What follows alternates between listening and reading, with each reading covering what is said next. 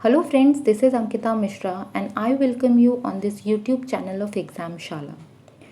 जैसा कि आप सभी को पता है कि लगभग 10 दिन पहले अम्फान साइक्लोन ने वेस्ट बंगाल और उड़ीसा के कोस्टल एरियाज़ को हिट किया था और काफ़ी ज़्यादा क्षति पहुंचाई थी। और अब इंडियन मेट्रोलॉजिकल डिपार्टमेंट का प्रेडिक्शन है कि 3 जून को निसर्ग नाम का साइक्लोन गुजरात और महाराष्ट्र के इलाकों से टकराने वाला है और वेदर फोरकास्ट डिपार्टमेंट का ये मानना है कि काफ़ी ज़्यादा बारिश इन एरियाज़ में देखने को मिल सकती है। तो जानेंगे निसर्ग साइक्लोन के बारे में सभी जानकारी, लेकिन उससे पहले हम जान लेते हैं कि आखिर साइक्लोन क्या होता है, कैसे बनता है और कौन से एरिया के अकॉर्डिंग इनका नाम रखा जाता है। अगर मैं इस निसर्ग साइक्लोन के बारे में बात करूं तो ये एक ट्रॉपिकल साइक्लोन है। और अगर मैं इसका आपको प्रोजेक्टेड ट्रैक अगर आपको बोलूँ तो देखिए ये माना जा रहा है, ये आपका इंडियन ओशन है और ये अरेबियन सी से उठेगा और ये वाला एरिया माना जा रहा है जो सबसे ज़्यादा इफ़ेक्टेड रहेगा। ये इसका पाथ है और ये ग्रीन एरिया मतलब इसके आजू बाजू के जो एरिया हैं जो सबसे ज़्यादा इफ़ेक्टेड रहने वाले हैं। ये जो निसर्ग नाम है, ये जो लिस्ट बनती है साइक्लोन्स की, उनमें इस लिस्ट में पहला जो नाम है वो निसर्ग है।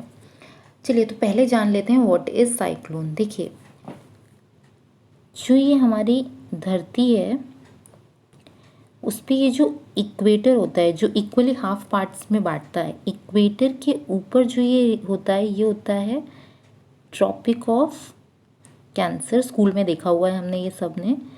और ये नीचे वाला जो रहता है वो रहता है ट्रॉपिक ऑफ कैप्रिकॉर्न।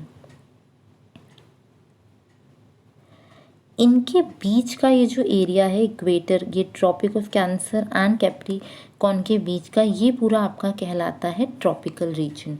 और इस एरिया में जो भी साइक्लोन उठते हैं उनको कहा जाता है ट्रॉपिकल साइक्लोन। तो ये इंडियन ओशन है यहाँ पे आपका, ये देखिए यहाँ, और यहीं पे आपका जो साइक्लोन है वो उठा है, इसीलिए इसको कहते हैं ट्रॉपिकल साइक्लोन। यहाँ देखिए और अच्छे से आप देख पाएंगे अलग अलग रीजन में जो साइक्लोन होते हैं उनके अलग अलग नाम होते हैं। जैसे देखिए यहाँ ये इंडियन ओशन में यहाँ अगर उठेगा तो उसे कहा जाएगा साइक्लोन। ये वेस्ट पैसिफिक ओशन का ये जो एरिया है यहाँ अगर उठेगा तो उसे कहा जाएगा टाइफून। अगर यहाँ पैसिफिक ओशन के इधर होगा तो उसे कहा जाएगा हरिकेन। तो ये according to the area cyclones का और इनका नाम अलग अलग होता है।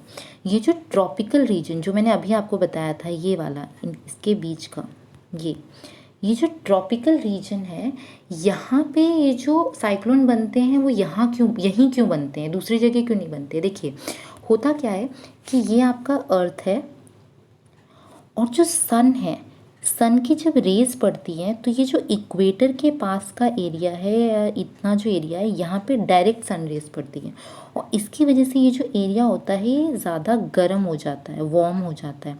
इसकी वजह से यहाँ लो प्रेशर रहता है। कंपैरेटिवली जो यहाँ नॉर्थ और साउथ पोल में वेव्स जाती हैं वो स्लैंटिंग जाती हैं, तो इसकी वजह से क्या होता है ये एरिया थोड़ा कूल रहता है और कूल रहने की वजह से यहाँ पे हाई प्रेशर बनता है। और आपको पता है कि जो विंड मूव करती है वो कैसे करती है, यहाँ पे हाई प्रेशर है और इक्वेटर के यहाँ लो प्रेशर है जो मैंने अभी बताया। तो जो विंड मूव करती है हमेशा हाई प्रेशर से लो प्रेशर की तरफ मूव करते हैं। तो इस तरीके से आपकी मूव्स इक्वेटर की तरफ जितनी जगह है वहाँ पे बहुत ज़्यादा मूव करने लगती हैं। अब अगर मैं बोलूँ कि देखिए हमने साइक्लोन हमेशा देखा होगा, अगर पिक्चर्स में हम देखते हैं तो इस तरीके से वो काफ़ी ज़्यादा इंटेंस उठता है। ये देखिए सारे उसके वेव्स हैं, ये सारा पानी। तो ये जो बीच का एरिया होता है किसी भी साइक्लोन का वो कहलाता है आई ऑफ द स्टॉर्म, ये जो सेंटर मिडिल पोर्शन है। चलिए इसको और थोड़ा डीप में देखते हैं। देखिए ये जो साइक्लोन्स उठते हैं वो विंड मूवमेंट की वजह से उठते हैं और पोलर रीजन में हाई प्रेशर रहता है और इक्वेटर के पास लो। तो ये जो विंड है वो धीरे धीरे हाई प्रेशर से लो प्रेशर की तरफ जब मूव करती हैं तो यहाँ जो एरिया है यहाँ पे जो वार्म वेव्स होती हैं, जो आपकी एयर होती है, वो गर्म होने की वजह से धीरे धीरे इवेपोरेट होती हैं, जिसमें मॉइस्चर कंटेंट भी रहता है और ये ऊपर जाती हैं। जितनी ज़्यादा ये हाइट पे जाती हैं फिर ये क्या हो जाती हैं, एयर जो होता है यहाँ का ठंडा होने लगता है, इनमें मॉइस्चर होता है तो ये कन्वर्ट किस में हो जाता है, क्लाउड्स में। तो इस तरीके से ये क्लाउड्स बनते हैं। पर जब ये हवाएं, गर्म हवाएं अपनी जगह छोड़ के ऊपर गई तो ये जो जगह है ये खाली हो गया, जिसे कहते हैं वॉइड, खाली जगह को वॉइड। तो ये जो खाली जगह बन गई, जो इसके सराउंडिंग में यहाँ बीच में जो साइक्लोन होता है, ये बीच में यहाँ की जो एयर होती है ये तो गर्म होती है, पर जो इसके सराउंडिंग की एयर होती हैं वहाँ पे हाई प्रेशर होता है और वो कूल एयर होती है।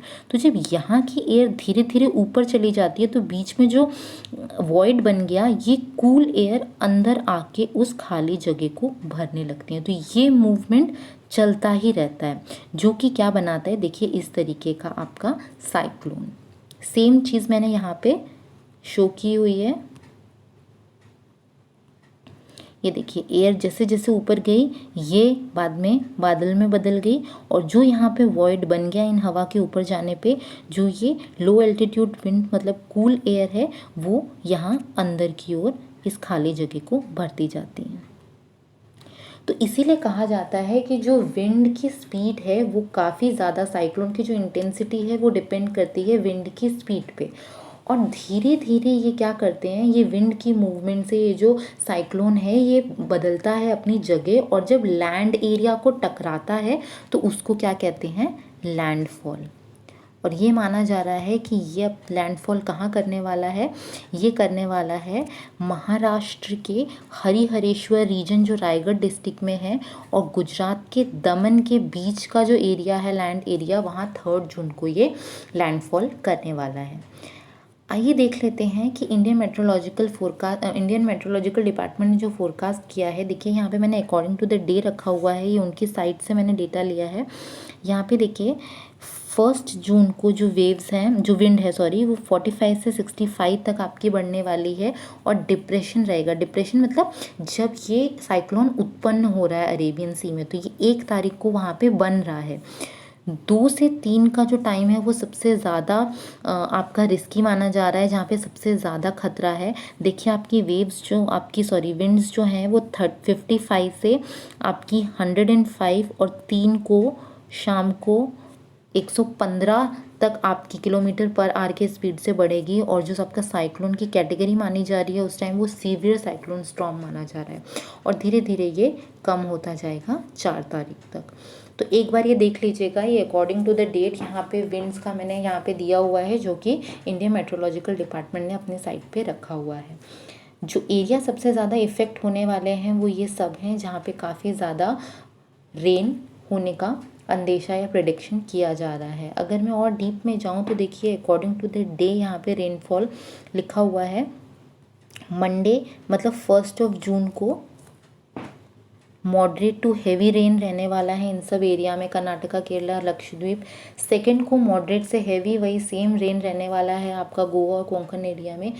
वेडनेसडे जो सबसे ज़्यादा डेंजरस माना जा रहा है, जिस दिन ये साइक्लोन रूप लेगा, वहाँ पे भी काफ़ी ज़्यादा बारिश होने वाली है देखिए इन एरियाज़ में। एंड 4 को धीरे धीरे ये कम होता जाएगा, लेकिन बारिश की अंदेशा 2, 3, 4 तारीखों को माना जा रहा है। इसीलिए मछुआरे जो हैं, फिशरमैन, उनको भी ये एडवाइस किया गया है कि वो इन एरियाज़ में ना जाएं। बात कर लेते हैं प्रिपरेशन क्या की हुई है सरकार ने इनके लिए। सरकार ने महाराष्ट्र और गुजरात के कई इलाकों में अलर्ट जारी कर दिया है, और एनडीआरएफ की टीम जो है वो डिप्लॉय मतलब मौके पे तैनात कर दी गई है, जिसमें 11 गुजरात में, 10 महाराष्ट्र में और 2 दादरा एंड नगर हवेली में रख दी गई है। इसी उम्मीद के साथ और इसी आशा के साथ कि ये साइक्लोन इतनी ज़्यादा क्षति ना पहुँचाए और वहाँ के निवासी सुरक्षित रहें। तो ये थी आपकी अपडेट्स निसर्ग साइक्लोन की, जितनी भी ज़रूरी थी। अब आइए हम बढ़ते हैं लास्ट सेशन के आंसर पर। लास्ट सेशन का आपका क्वेश्चन था unemployment rate in India is measured by. तो पहले जो था वो NSSO था, that is national sample survey office, लेकिन अब ये नाउ है, बट अब CSO मतलब सेंट्रल स्टैटिस्टिक्स ऑफिस आपका एम्प्लॉयमेंट रेट को मेजर करता है इंडिया में। अब आ जाते हैं हमारे last slide that is question of the day पे आज का आपका क्वेश्चन है जिसे आपको कमेंट बॉक्स में आंसर टाइप करना है। Which country has given name Nisarga to this cyclone. मैंने पहले आपको बताया ये जो निसर्ग नाम है ये जो साइक्लोन की लिस्ट है उसका पहला नाम है और 13 कंट्रीज़ मिलके इंडियन ओशन में उठने वाला जो साइक्लोन होता है उसको नाम देती हैं। तो इस बार जो ये निसर्ग नाम दिया है वो कौन सी कंट्री ने दिया है आपको कमेंट बॉक्स में आंसर टाइप करके बताना है। Thank you so much for your time और आप इसी तरीके के रीसेंट अपडेट्स के लिए एग्ज़ामशाला को फॉलो करते रहिए। आप हमें सब्सक्राइब कर सकते हैं। अपना ख्याल रखिए। Stay happy and healthy. Bye bye.